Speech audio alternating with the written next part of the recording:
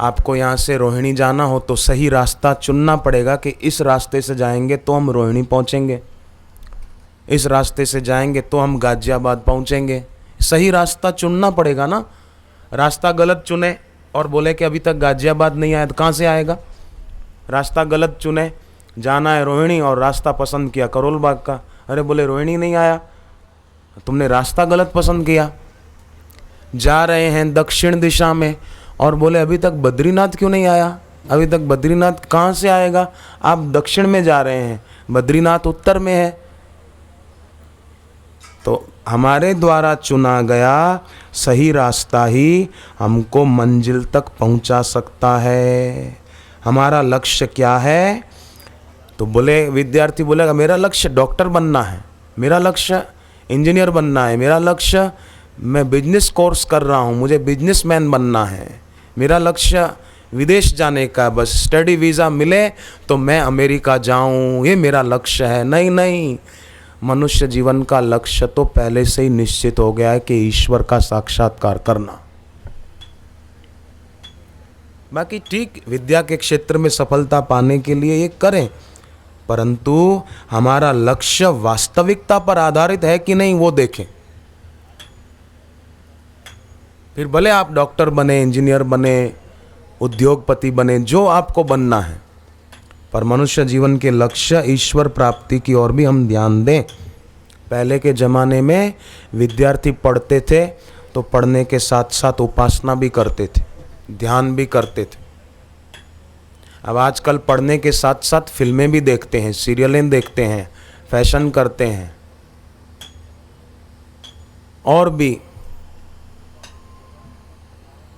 पहले उपासना करते थे विद्यार्थी, वेद पढ़ते थे, उपनिषदें पढ़ते थे, गीता पढ़ते थे, पर आजकल बोलते हैं हमको टाइम ही नहीं मिलता,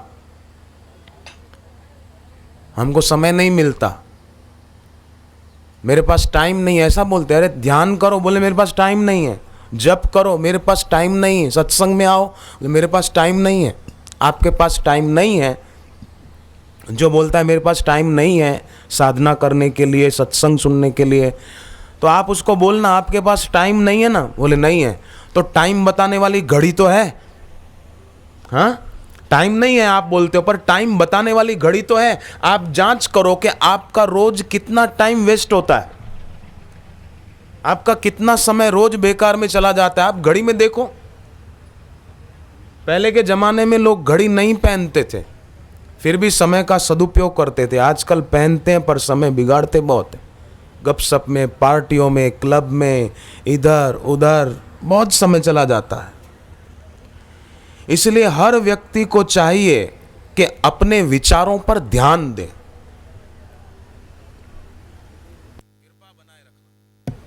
अपने विचारों पर ध्यान दे, क्योंकि विचार ही फिर शब्द बनते हैं, और फिर अपने शब्दों पर भी ध्यान दें, क्योंकि वो शब्द आपकी क्रिया बन जाएंगे, और फिर अपनी क्रिया पर भी ध्यान दें। क्रिया माने जो हम करते हैं, अपनी क्रिया पर ध्यान दें। वो क्रिया, वो कर्म आपकी आदत बन सकता है, और अपनी आदतों पर ध्यान दें, वो आपका चरित्र बन सकता है। सावधान। हाँ, अपने विचारों पर ध्यान दें। पहली बात, विचार आपके शब्द बनेंगे, अपने शब्दों पर ध्यान दें, शब्द आपकी क्रिया बन जाएंगे। अपनी क्रियाओं पर ध्यान दें, आपकी क्रिया आपकी आदत बन जाएगी।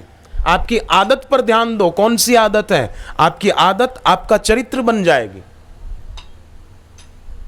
विचार मूल में पहली बात आ जाती है।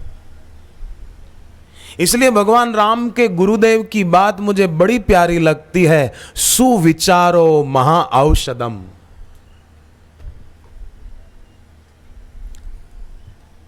वो सत्संग से संभव है।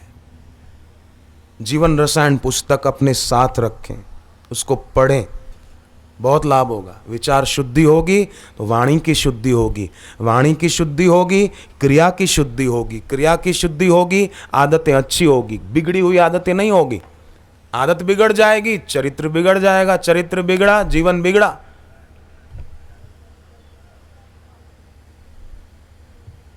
क्यों जीवन बिगाड़ना, किस लिए बिगाड़ना? अपने जीवन को हम सार्थक करें, बिगाड़े क्यों? देखो, अगर कोई विद्यार्थी या बड़े हल्का संग नहीं छोड़ेंगे और सत्संग को महत्व नहीं देंगे ना, तो सज्जनों को भी कुसंग का कुफल भोगना पड़ता है, बड़ा भयंकर। जैसे सूखे पेड़ के साथ गीले पेड़ को भी ताप सहना पड़ता है। किसी को शंका हो तो बोलो, इसमें सूखा पेड़ जले तो उसके पास गीला पेड़ हो ना, तो उसको भी बेचारे को तपन सहनी पड़ती है, वो भी थोड़ा जल जाता है, उसके पत्ते, उसकी टहनियां वो जल जाते हैं। ऐसे ही हल्के लोगों के संग से, बुरे लोगों के संग से अच्छे लोगों को भी भोगना पड़ता है उसका बुरा फल। चरित्रहीन लड़कियों के संग से अच्छी भोली भाली सदाचारी बहनों को भी बहुत कुछ भोगना पड़ता है। इसलिए ध्यान दे।